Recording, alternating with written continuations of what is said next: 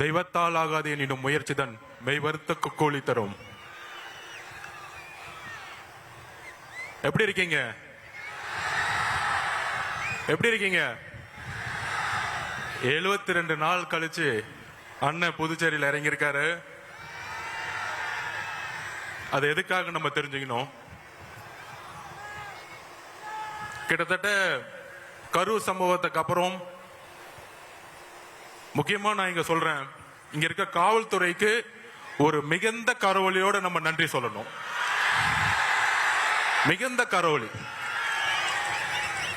இத பார்த்து CM sir, தமிழ்நாட்டு தான் வந்து காவல்துறையில சட்டம் ஒழுங்கு சரின்னு சொல்றீங்களே, கொஞ்சம் தெரிஞ்சுக்கோங்க. ஒரு சின்ன மாநிலம் புதுச்சேரின்னு சொல்றீங்களே, இந்தியாவுக்கே இந்த காவல்துறை ஒரு முன்னுதாரணமாக இருந்துகிட்டு இருக்கு.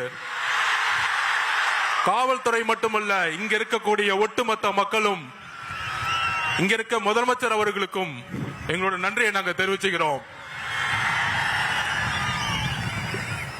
இப்படி ஒரு பாதுகாப்பையும், இப்படி ஒரு மக்கள் பாதுகாப்பையும் தமிழ்நாட்டில் இதுவரைக்கும் தமிழக வெற்றி கழகத்துடைய தலைவர் பயணத்தில் கொடுத்ததே கிடையாது. அதனால சிஎம் சார், உங்க அரசியல் எல்லாம் தூக்கி போட்டு தைரியமா தைரியமா எங்க அண்ணன் சொல்ற மாதிரி, எங்க தலைவர் விஜய் அவர்கள் சொல்ற மாதிரி, தில்லு இருந்தா தேர்தல்ல மோதுங்க. காவல்துறையை வச்சுக்கிட்டு, அரசை வச்சுக்கிட்டு பிரச்சாரம் பண்றத முடக்கிறதெல்லாம் முதல்ல நிப்பாட்டிட்டு, காத்த நிப்பாட்ட முடியுமா? வெள்ளத்தை நிப்பாட்ட முடியுமா? அதுதான் தமிழக வெற்றி கழகத்துடைய பிரச்சார பயணம் இன்றையிலிருந்து தொடங்கிருச்சு. ஏன் புதுச்சேரி அப்படின்னு ஒரு கேள்வி இங்க இருக்க எதிர்கட்சிகள் சொல்லிட்டு இருந்தாங்க, என்ன புதுச்சேரிக்கு வராரு?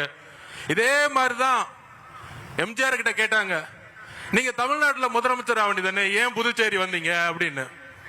புதுச்சேரி மக்கள் ஒரு நல்ல ஆட்சி, ஒரு நல்ல கல்வி, ஒரு நல்ல போக்குவரத்து வசதி, ஒரு நல்ல மருத்துவம், இதுக்காக இன்னும் ஏங்கிட்டு இருக்காங்க. அதெல்லாம் எப்படி அன்றைக்கு வந்து எம்ஜிஆர் கட்சி ஸ்டார்ட் பண்ண பிறகு முதல் முறையாக அவர் தமிழகத்துக்கு மட்டும் யோசிக்கல. எம்ஜிஆர் அவர்கள் கட்சி ஸ்டார்ட் பண்ண பிறகு புதுச்சேரிக்கும் யோசிச்சாரு. அதே மாதிரி எங்களுடைய தலைவர் விஜய் அவர்கள் தமிழ்நாட்டுக்கு மட்டுமல்ல புதுச்சேரிக்கும் சேர்ந்து ஒரு மிகப்பெரிய திட்டத்தை வச்சிருக்காரு.